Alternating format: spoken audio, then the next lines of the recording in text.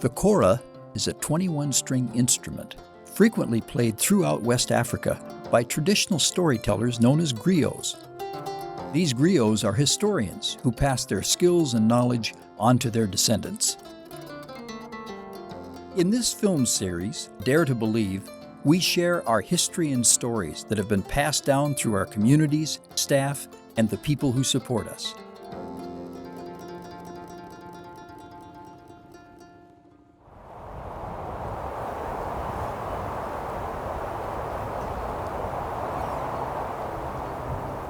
J'ai commencé à World Vision le 1er juin 1988.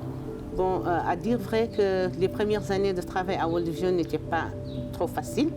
On ne comprenait pas la présence d'une organisation chrétienne dans un pays musulman, même si on y travaillait. Mais après la compréhension de la mission de World Vision, on a compris que c'est une organisation de développement pour l'aide humanitaire, pour le bien-être de la population, et en particulier les enfants. Donc beaucoup de Mauritaniens sont aujourd'hui convaincus que c'est vraiment le grand partenariat qui lie World Vision et les communautés. First of all, the name World Vision was misunderstood. People thought we were high specialists who are coming to make sure that everybody can see well. But as World Vision started working in the field with them and interacting with them and living with them, people developed a better understanding of World Vision. Two of the most significant early interventions World Vision engaged in. We were invited to participate with the Ministry of Health for a national immunization campaign, a child immunization campaign. Part of the communication strategy for that campaign was putting up posters around the country. And Mauritania is a country where illiteracy is very high, and particularly women. And I thought, how are we going to reach our audience? An idea popped into my head, say, why don't we volunteer to do a radio and television campaign that would focus on illiterate women to promote the immunization.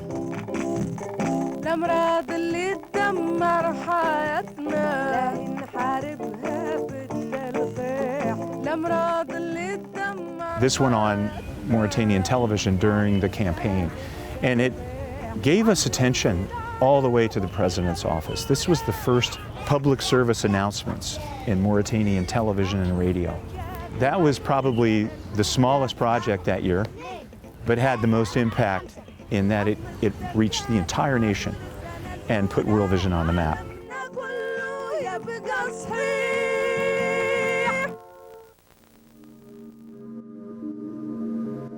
Well, we had nothing in Chad until we got a message that there was a real drought. And when we saw Chad and when we met with the leadership, it was quite devastating. They thought no one would come to help them, and they thought it was a forgotten country. We tried to encourage national groups to develop projects, and I remember one of the unique projects that we had in Chad at the beginning. They came up with the idea and said, why don't you provide to every family a couple sheep, a couple chicken, a couple goats, and let them develop these animals themselves. And we told them you cannot eat them, at least for 1 year, because the little ones have to be given to your neighbors. And so that project spread all over. Everyone talked about that project. And I remember that was a very successful achievement. Many organizations were coming in order to help people relieve development, but didn't stay for long, and the people were disappointed. And some people told me, you go to World Vision, but you are not sure that this organization will continue to work in Mali, so you're going to lose your job. But I was sure that God was calling me to this ministry, and I decided to hold on. World Vision decided to fund small projects from 1976 to 82, like well digging, agriculture, literacy, Sunday school, these things, about 6 projects that I managed we started with very small staff. I think it was only about 5-6 people. But shortly after that, in 1983, the country, let us say West Africa, was struck with a severe drought.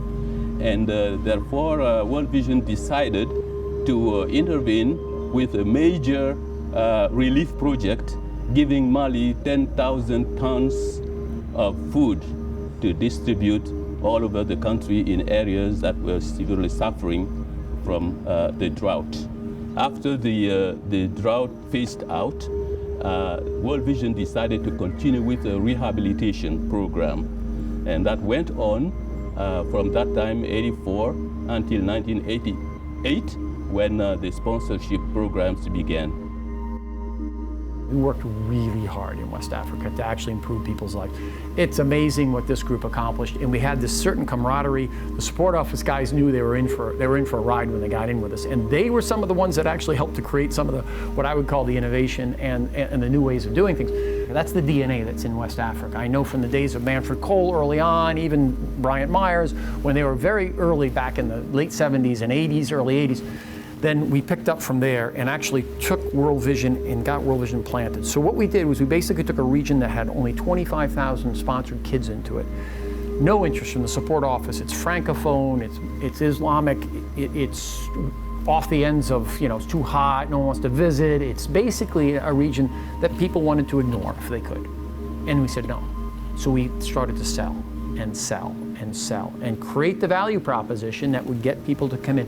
But we had to start to convince the support offices to put sponsorship. So now we're trying to get sponsorship initiated in Mauritania, in Senegal, in Mali, and in Chad at the time.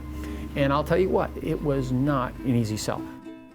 Thanks to the efforts and the advocacy by the founders of World Vision West Africa, hundreds of thousands of children's lives have been transformed through sponsorship.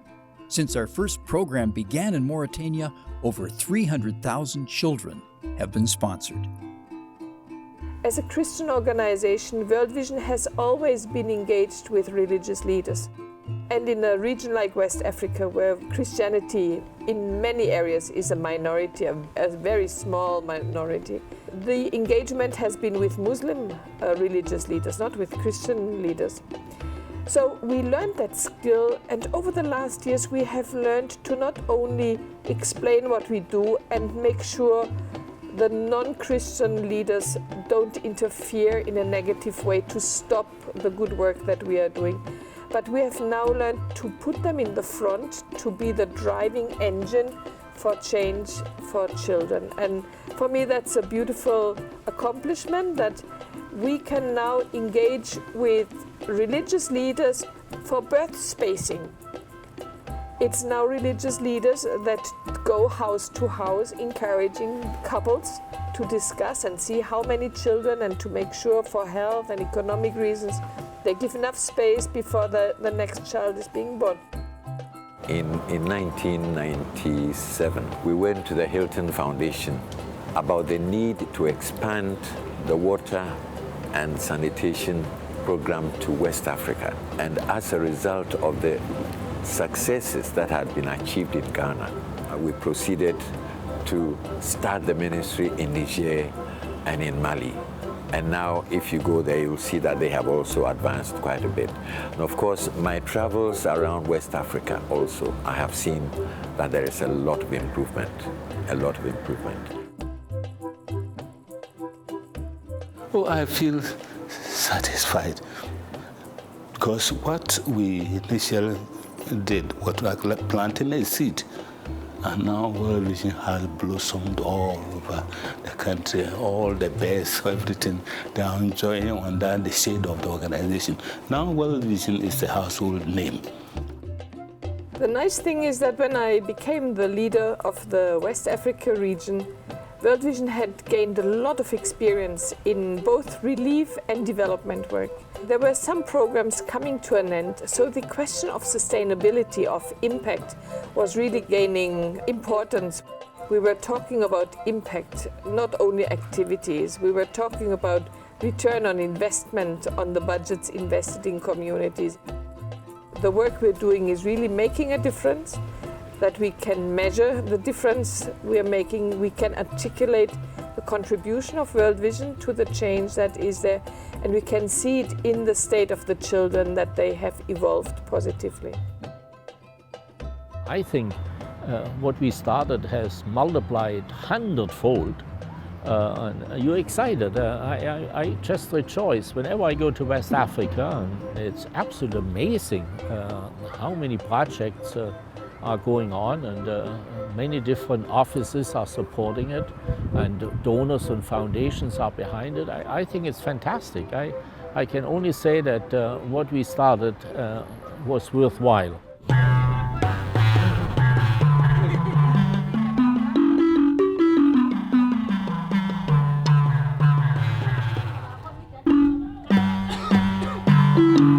Just as we've been welcomed into numerous communities across the region, we'd like to welcome you to take the next step.